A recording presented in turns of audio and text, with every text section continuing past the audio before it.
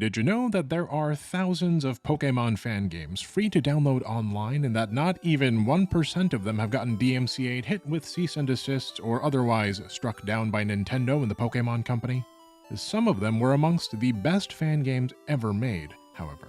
Pokemon Prism, Pokemon Glazed, heck, Pokemon Uranium got nominated for the Game Awards. It might have won, too, if Nintendo hadn't gotten it pulled from the running. My name is Mooney. In real life, I'm a lawyer, but I also make videos on my own channel. Today, though, DidYouKnowGaming brought me on for my legal expertise and, I'm told, my calming vocal presence. So in this video, we're going to look at the history of lawyers versus fan games and what made that unfortunate 1% so special that Nintendo went after them while the rest were left unscathed. We talked to the fan games creators to get their side of the story, see the legal documents they were served, and learn a little bit about their games. You'll see them soon enough, but first, let's hear from Jana Sheep. She owns PokeCommunity.com, a site that's stored and distributed Pokemon fan games for the past 2 decades. She estimates they're home to about 5,000 fan games, only about a dozen of which drew the ire of Nintendo. Some were taken down because they gained too much attention or advertised online too heavily, Sheep told us. Others had their own websites and socials which may have been monetized, but monetizing is the worst idea for a fan game creator, especially in the Nintendo space. There's no definitive list out there of every title targeted by Nintendo and the Pokemon lawyers, but it seems they didn't strike down virtually anything fan-related until the mid-2010s. That's when they started to get more protective, some might say aggressive, with regards to Pokemon IP. Like in 2015 when they sued some fans for hosting a Pokemon-themed party with a $2 cover charge. Or when they filed multiple lawsuits against websites for showing scans of TCG cards without their permission. Stuff like that. But it wasn't until 2016 that they got serious about taking down fan games, starting with one that was both monetized and got a lot of attention. More than its creators ever could have dreamed of. The era of takedowns truly began with Pokemon Uranium. A fan game so popular, it's got an entire Bulbapedia-style wiki dedicated to it. It was more than a ROM hack. Developed over 9 years in the RPG Maker XP engine, it added 166 brand new Pokemon species along with a new type, Nuclear Pokemon. The 3 starters were Grass/Steel, Fire/Ground, and Water/Electric types that only evolve once, but each have a Mega Evolution to make up for the lack of a 3rd stage. As for the plot, the player's mom disappears after an explosion at a nearby nuclear power plant, so you're sent to live with your aunt in the Tandor region, which is mostly based on Brazil. We won't spoil anything past the beginning, but we will say everything in Tandor seems strangely suspicious, especially the radioactive legendary threatening to destroy the world. Uranium's got everything you'd expect in an official entry, like online trading and battling, plus more, like built-in Nuzlocke and randomizer modes. The game launched summer of 2016 and in just its first week was downloaded by over 1 million fans who hadn't gotten a new game since Omega Ruby and Alpha Sapphire 2 years before. Even mainstream outlets like IGN were covering it. It's not like a tiny little vertical slice. It's like a whole big full-length Pokemon game. It's an entire Pokemon RPG. I really just want to take a moment to appreciate the 3rd gender option there with the they/them pronouns, which is just something you don't see in Pokemon games. Oh, did you hear that little meow? Yeah, that was very cute. Wow, I can't believe they did like cries for everything. You can find it on PokemonUranium.com. So give it a shot. It's really, really cool so far. Reviewers loved it. Like CG Magazine, who scored it a 9.5 out of 10 and called it a mature evolution of the Pokemon franchise, more interesting than anything official games had done in a decade. They said Uranium's the game longtime fans deserve. It didn't take long for Nintendo to take notice. We talked to Uranium's 2 main creators, JV and Oripoke. They said a week after launch, they got served a DMCA takedown notice which effectively ended their ability to share download links. They figured, okay, that's kinda scary, but we can still continue development and just release patches for the folks who already downloaded it. There were some glitches they needed to fix, post-game content they wanted to add, stuff like that. But things took a turn for the worse a few weeks later when Nintendo served them a cease and desist. A C&D is basically a legal document with a list of demands, literally a list of things you have to cease and desist doing. And if you don't comply with them, well, you might get sued. They found my real name and sent a letter to my house and had me sign for it and everything, Ori told us. We immediately pulled the plug on the website and went dark across all social media. Our tenure as developers of Pokemon Uranium had come to an end. She showed us Nintendo's list of demands. Basically, never share download links again, delete your website, cease development immediately, and don't make another dime off Uranium. Before release, the Uranium website had ads and a donate button to help pay server costs, along with a Patreon pulling in $20 or $40 a month. It wasn't much, but it was enough to make their legal situation more precarious. So they did what pretty much anyone would do in that situation. They gave in to Nintendo's demands. Pretty soon after all of that went down, Uranium got nominated for the 2016 Game Awards in the Best Fan Creation category. But Nintendo shot their nomination down too, along with one for the popular Metroid fan game AM2R. The Game Awards producer and host Jeff Keighley addressed the controversy in one of his live streams. I understand it's their intellectual property. Different game companies will deal with fan creators in different ways, but because we couldn't clear those games for the show, we had to remove them. I can't risk the entire show being taken down. Keighley'd go on to say Uranium and AM2R were amazing, and he hoped their creators and Nintendo could find a way to work together someday. That never happened, obviously, but we were curious how things turned out for the Uranium devs after they rode off into the sunset. In spite of how things turned out, they were proud of what they'd accomplished. JV even heard Uranium discussed on the radio driving home one day. He never expected his fan game would get any mainstream attention, let alone so much of it.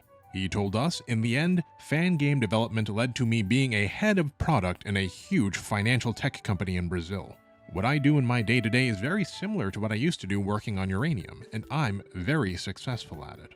As for Ori, she landed in a proper career too, and also does pixel art live streams. We'll drop a link if you want to tune in. You might be wondering what happened to Uranium itself, though. Are you too late? Can it still be found? Well, after the band broke up, a new team picked up the pieces and pushed forward. They fixed the bugs and added more languages and extra modes like different kinds of Nuzlockes. We don't want to narc with specifics, so we'll just say it ain't hard to find the latest version online. The current team's headed up by a couple of new folks, Iron and Unknown Entity, along with dozens of volunteer artists and translators. Before long, they're going to release a post-game expansion that was originally dreamed up by JV and Ori, who couldn't finish it themselves due to the legalities. So in the end, I guess you could say Uranium not only survived the fallout, it's lived on, better than ever. And thankfully, Nintendo's shown no interest in nuking what's left. That said, after taking down Uranium, Nintendo started going after other fan games too, including the absolute classic Pokemon Brown. Brown was sort of the first complete ROM hack that felt like a whole new adventure and helped inspire thousands of ROM hacks made ever since.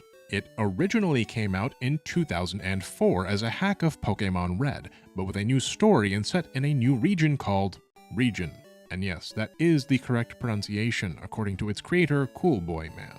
The region was loosely based on the San Francisco East Bay area in California, though the geographic inspiration was toned down so Rijon could get relocated south of Johto to allow brown players to visit southern areas like Azalea City and the Ilex Forest. The story takes place 6 years after Gold and Silver and follows the humble beginnings of a young trainer as they collect 8 badges, take on a resurgent Team Rocket, and ultimately become the region's champion. Like I said, it's a classic old ROM hack, so the plot doesn't mess with success and mostly just remixes what came before. Brown doesn't include any Fakemon. The initial release only had the original 151, while updates over the next decade added 74 more from future generations. Some new elemental types were applied to pre-existing Pokemon as well, like Wind, Wood, and Sound. There are new cities, gym leaders, and music. It's basically just more Gen 1, and thus appeals most to fans seeking 90s nostalgia. Unfortunately, Brown got hit with a cease and desist in late 2016 along with both of its sequels. That's right, there's a whole trilogy of Rijon games and Nintendo went after all of them. We'll get into the nitty-gritty of the takedowns shortly. But first, let's take a look at Brown's direct follow-up. Prism's A Hack of Crystal version set 5 years later where you play as the child of Lance the Dragon Master. The story starts on a camping trip with your mom, but you soon get separated by a landslide, Then venture into a dark cave where you find a scared and lonely Larvitar. That'll be your starter for this adventure.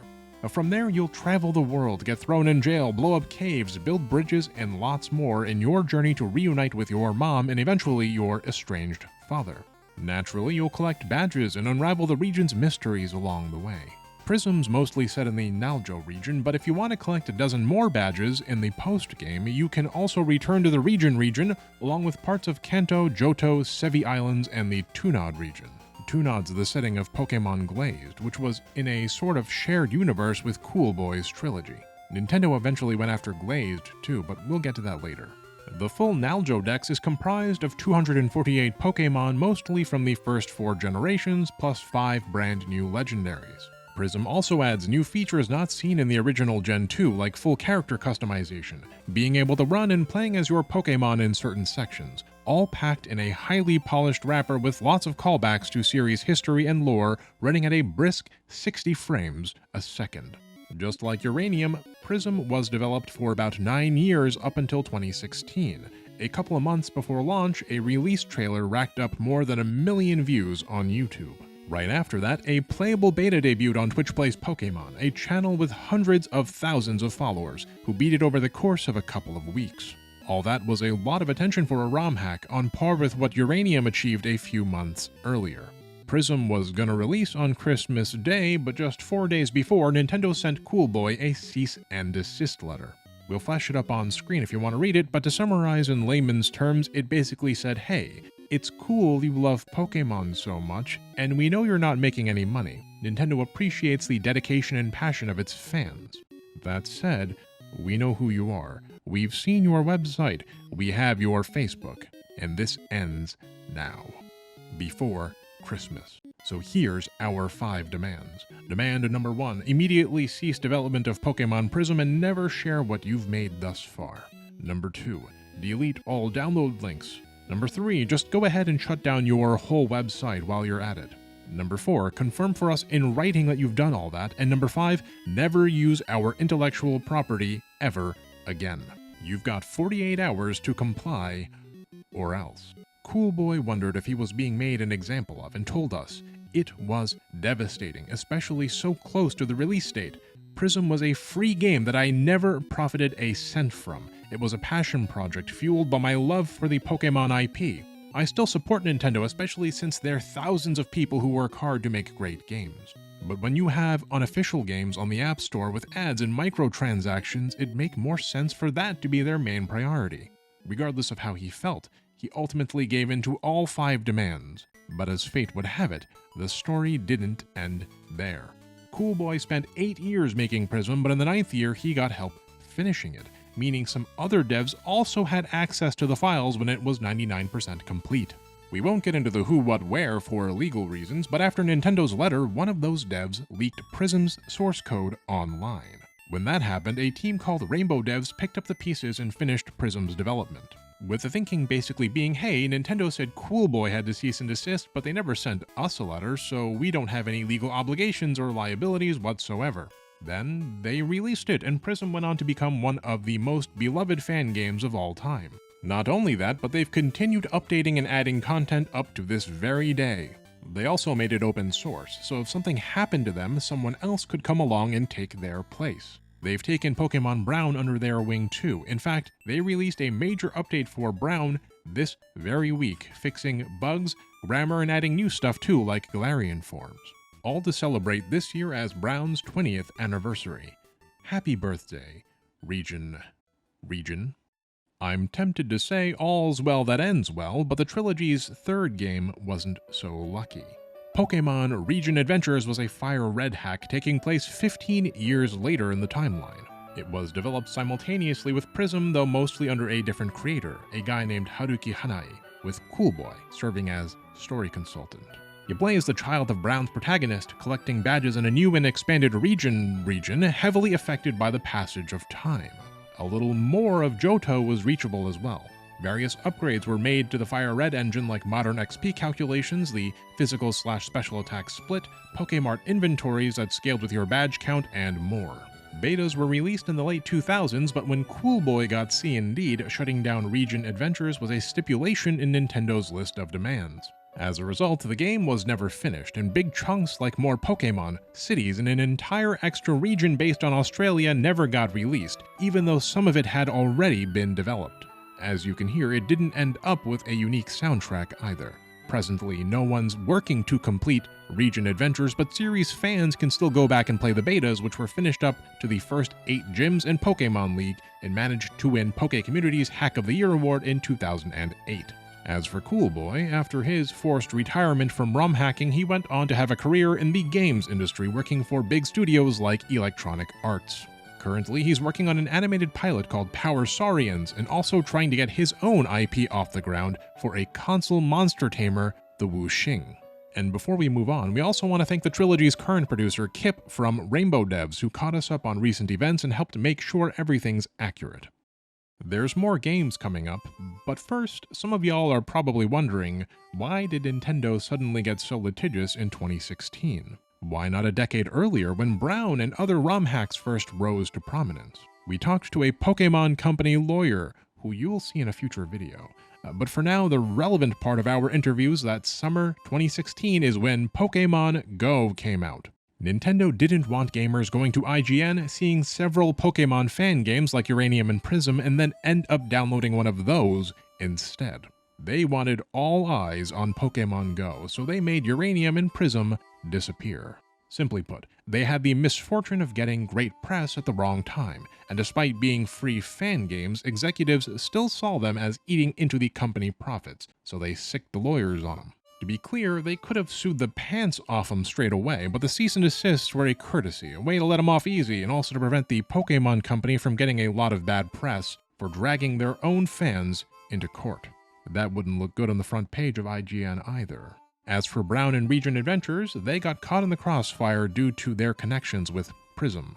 Later takedowns occurred for different reasons, which we'll now examine, continuing in chronological order based on the takedown date. Roblox is a game that a lot of older gamers are vaguely aware of but have never played. We won't go into too much detail, but all you really need to know is that it's an online creation system where users can make their own games inside Roblox that other people can play. To say that it's popular would be an understatement. Recent figures show Roblox with 164 million monthly active users, including half of all American kids under the age of 16. You heard that right. Half of all American kids play Roblox. So, of course, some of them made their own Pokemon games in Roblox, the most famous of which was Pokemon Brick Bronze. Mostly made by two brothers, Brick Bronze launched in 2015 and played pretty similar to a mainline Pokemon game. After picking any starter from the first 7 generations and finding out your parents have been kidnapped by Team Eclipse, you're off to explore the Roria region and collect 8 badges. There was also the Trade Resort and Battle Coliseum for trading and battling with other players. Over time, nearly the entire National Dex was added through updates along with Mega Evolutions and Z-Moves. It's hard to overstate just how big a deal Brick Bronze got in its heyday. It had millions of fans with over 800 million logins. Let's Players were getting massive views, mainstream press was covering it, and the game was making a lot of money. It was free to play, but full of microtransactions for everything from Master Balls to extra PC boxes. Want to use XP Share? That'll be 5 cents. Increase your odds for finding shinies? 50 cents. If you recall, attention and especially monetization are the two things most likely to get a fan game in trouble. The Pokemon Company let it slide a few years, but in 2018, the Brick Bronze team announced they were getting forcibly shut down.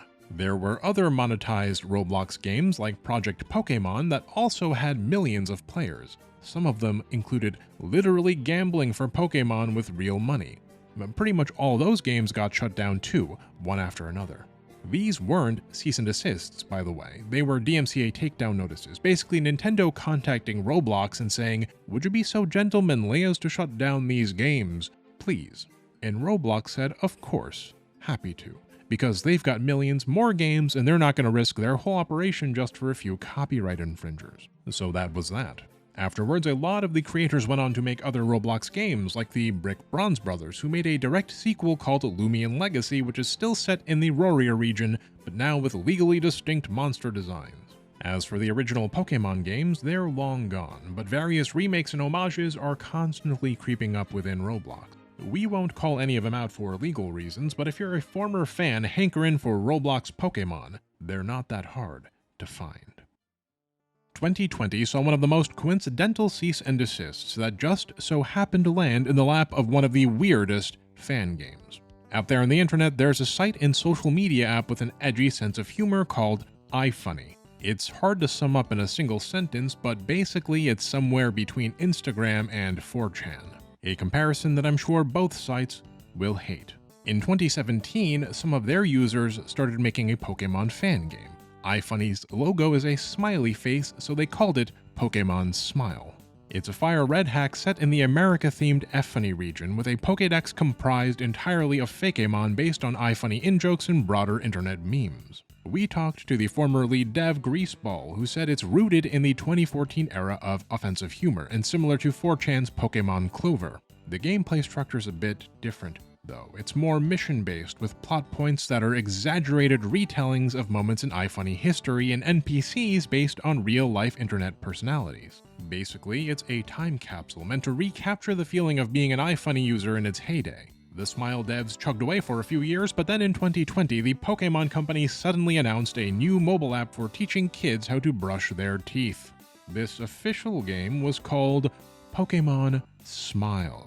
The Pokemon company might not have known the fan game even existed until they discovered the URL for PokemonSmile.com was already in use, and basically a landing page for an offensive game trailer. We're avoiding showing the worst of it.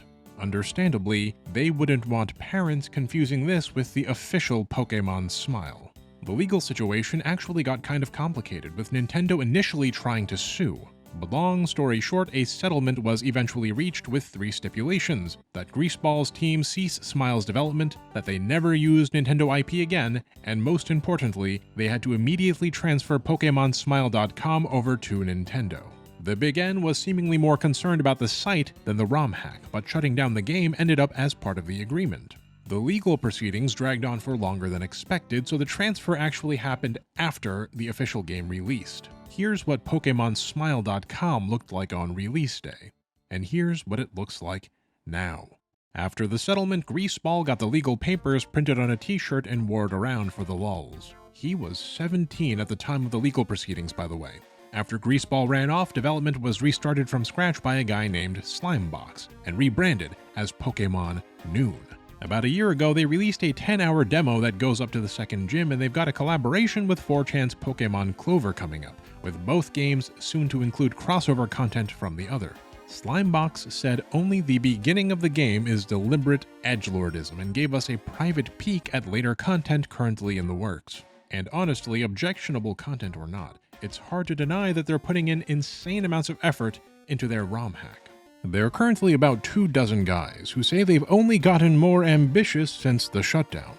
The soundtrack alone is already about 100 tracks. At their current rate of progress, they're hoping for a full release before 2030. In early 2022, a fella named Dragon tweeted out this footage and said, "Last month I started working on developing a Pokemon first-person shooter." The tweet immediately went viral, racking up over 100,000 likes and retweets. IGN, Nintendo Life, heck even USA Today wrote articles about it. In less than a week, the footage was gone. Pretty much anyone who reposted it, their footage was gone too. We're actually kind of nervous including it in this video, to be honest, but whatever. The point is, lawyers found the footage and didn't like it. Pikachu and his cuddly friends getting mown down with machine guns aren't the sort of visuals that they want associated with their wholesome image. According to Dragon, Nintendo didn't sue him or even send a cease and desist. They just zapped him with a DMCA takedown, which is a lot less scary than a C&D since you don't have direct contact with a claimant and you're less likely to end up in court. Dragon said he had nothing but love for the company that got him into game design and was going to continue development, minus the Pocket Monsters. A couple of weeks later, he tweeted a video of what looked like a roguelike FPS where, quote, "You travel to different worlds, upgrade guns, and fight bosses." It only got 150 likes. this time. After a while, he changed it to an online multiplayer game which garnered even less attention. We reached out to Dragon for comment, but never heard back. Though we did find some tweets where he seemed discouraged that an indie dev could get stadiums worth of attention with a quick asset flip, but absolutely nothing from a game that they poured their heart and soul into. Long story short, it doesn't appear his game ever came out, nor is it currently still in development. Pokemon Glazed is a ROM hack of Emerald, first released in 2012. It's pretty legendary as far as fan games go, one of the very best, and another winner of Poke Community's Hack of the Year award, which is why its setting, the Tunod region, was included as a Game Boy D-make in Pokemon Prism. Tunod is donut spelled backwards, because originally the landmass was a circular island with a C in the center, thus looking like a donut. That's also why it's called Pokemon Glazed. Tunod's geography changed entirely over the game's 5-year development, but the names stuck. Tunod's located west of Johto, which players can fly up to in the post-game.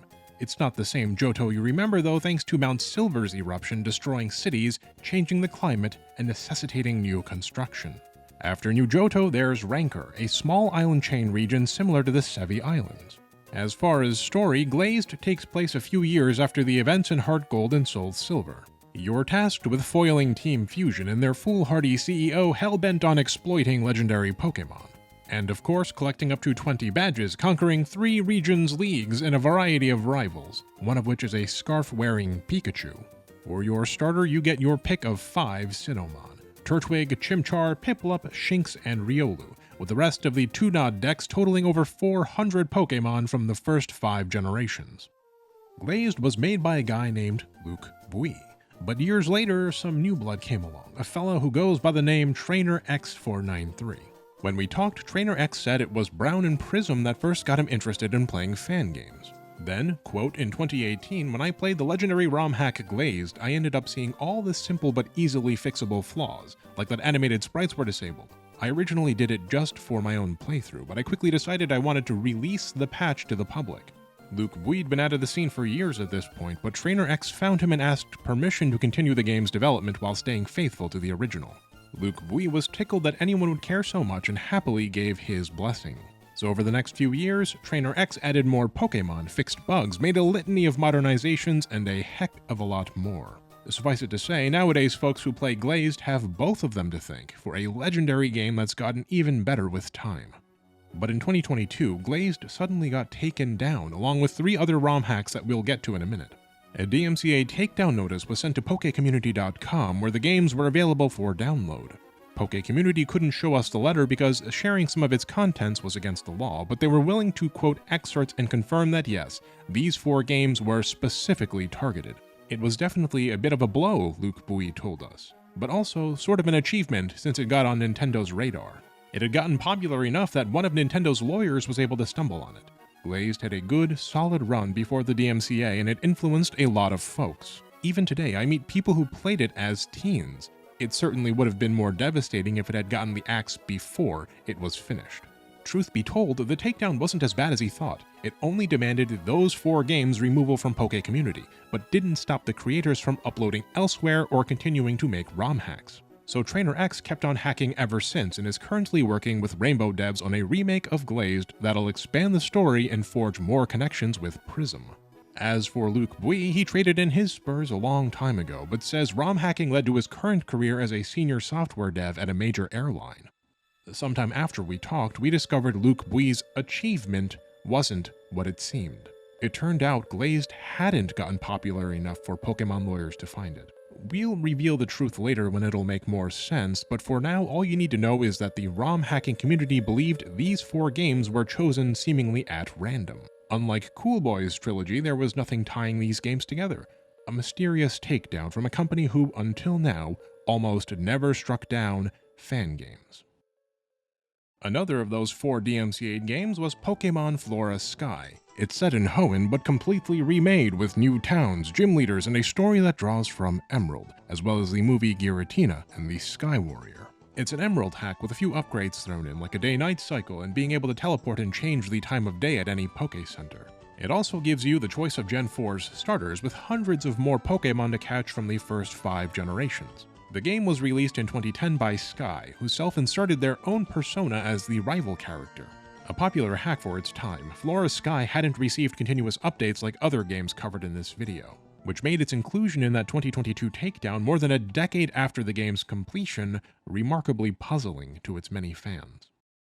The same could be said of Giratina Strikes Back, a well-reviewed Ruby hack completed in 2016, where you start with Eevee and collect 11 badges in the Luno region. Along the way, you'll also need to thwart Team Genesis' evil plans to conquer the planet by releasing Giratina from the Distortion World. It's pretty story-heavy compared to most ROM hacks and has some very unexpected crossovers with franchises like Metroid, Star Wars, and Digimon, but we won't spoil more than we have already. Incidentally, those kinds of crossovers do increase your chances of attracting Nintendo's legal attention. That's not the reason this game got hit, but it's worth keeping in mind for ROM hackers who want to stay off their radar.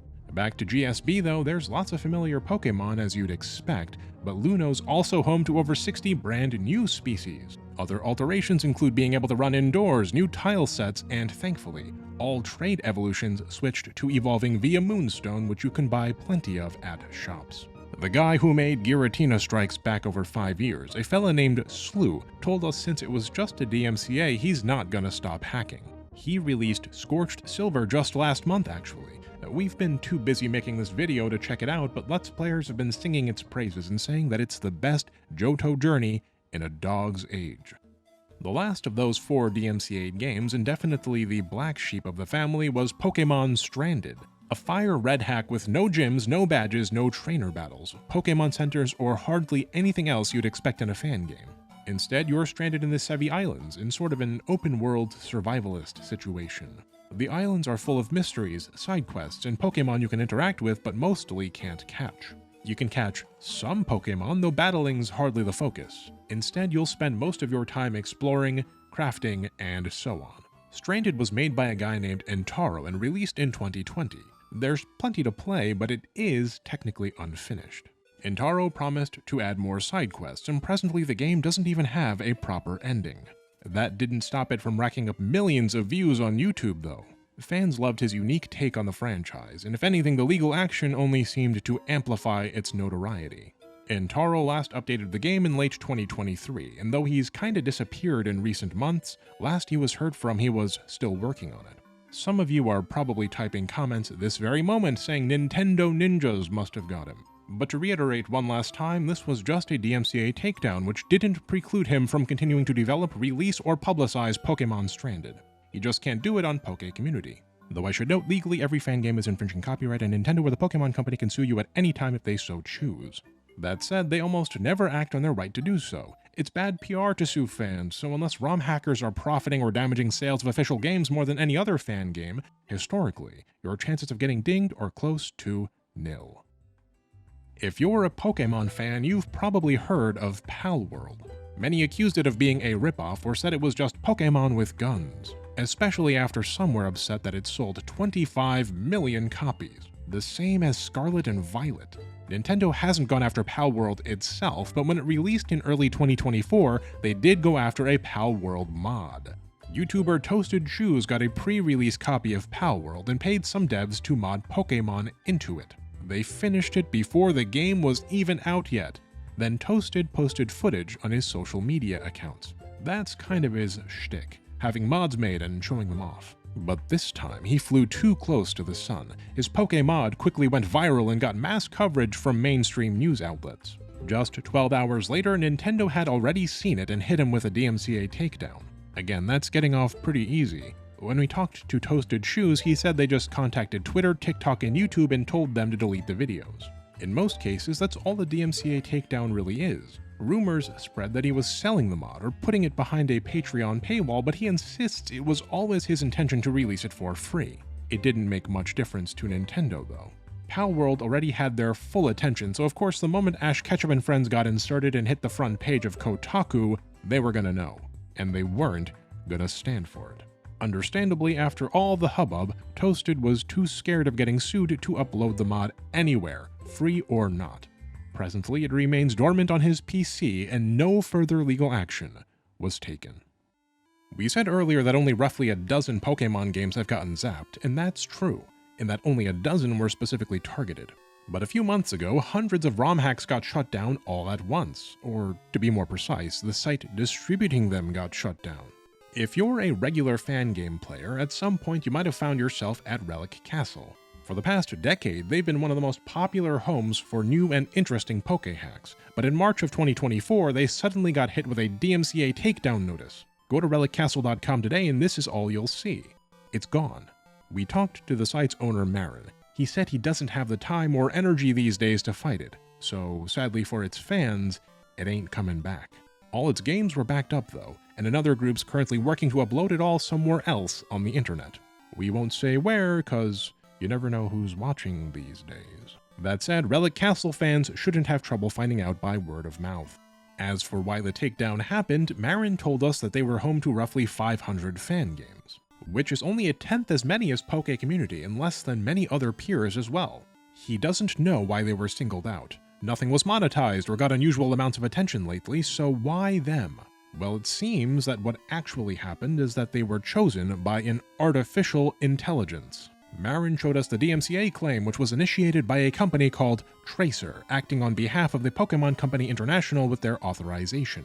Tracer's website says they use, quote, AI curated to protect and grow your intellectual property assets. They send out web crawlers to hunt for copyright infringement, basically. We got in contact with Tracer and did some outside fact-checking to make sure the DMCA was real. Long story short, it's legit. It seems the Pokemon Company really is using AI to enforce copyright laws, which is ominous news for fan game creators. It's expensive to have lawyers track down ROM hackers and serve them legal documents, which is part of the reason why it so rarely happens. But especially as technology develops, AI could potentially find you in seconds for pennies on the dollar. Digging deeper, we discovered Tracer was also responsible for the DMCA that took down Glazed, Stranded, and Giratina Strikes Back. That's why those 4 games got chosen and not the 5,000 other ROM hacks on Poke Community. It wasn't a human that randomly picked him out of a haystack. It was AI. So mystery solved, I guess. And just looking around online, it seems other creators might have been hit by Tracer as well. And more of these AI companies keep popping up at a quicker and quicker pace, representing brands like EA, Viacom, and Tetris. Maybe this is the start of a new era the world over where AI rigorously enforces all copyrights across the entire internet. And not just ROM hacks, we're talking the whole kit and caboodle. Or maybe we're getting ahead of ourselves. These AI takedowns are relatively recent, so it's too soon to know what happens next. Oh, don't get us wrong, the dystopian future is coming. You'll be watching AI YouTube videos and dodging robot lasers before you know it. On a long enough timeline, it's inevitable. That Pokemon lawyer we talked to, he said AI is the industry's future. But for now at least, ROM hackers hopefully don't have too much to worry about. Nintendo and Pokemon's reputations portray them as some of the most litigious companies out there, striking down every fan game they can find. But the truth is, aside from Relic Castle, only a fraction of 1% of games have been targeted. Mostly, it's just the ones that were monetized, or released promotional videos that got millions of views. And even out of those, most of them weren't stopped from uploading to different websites or continuing with different developers. We should mention, there were a few more games we didn't cover because their creators asked us not to and didn't want the attention. That said, there are thousands of Pokemon fan games, but you could count the number permanently killed off on one hand. Suing fans is terrible PR, and Pokemon knows it. And if it's any comfort, Nintendo and Pokemon have been using Tracer AI for 2 years already, and so far takedowns are still at a trickle. If they wanted to, they could rain down hellfire, but they haven't. For the sake of the passionate fan gamers, we can only hope that it stays that way, and that humanity can hold back the coming AI apocalypse for at least a little while longer. God, I hope this video doesn't age poor. Did you know that there's thousands of Mario fan games, but only 15 got struck down by Nintendo? If you want to see another video about fan game takedowns, this time about Mario, click the video on screen. I've been your host, Mooney. If you found this video interesting, I just put out an hour-long video on the legality and continued survival of Pokemon Showdown. If that somehow sounds like fun to you, click the other thumbnail. Special thanks to all the fan game creators and website owners who spoke to us and proofread this video to make sure everything was accurate. Sheep, JV, Oripoke, Entity Unknown, Cool Boy Man, Kip, Greaseball, Slimebox, Luke Bui, Trainer X493, Slew, Extreme Eevee, Marin, and thanks to Eurasia for footage capture. And thank you for watching. See you next time.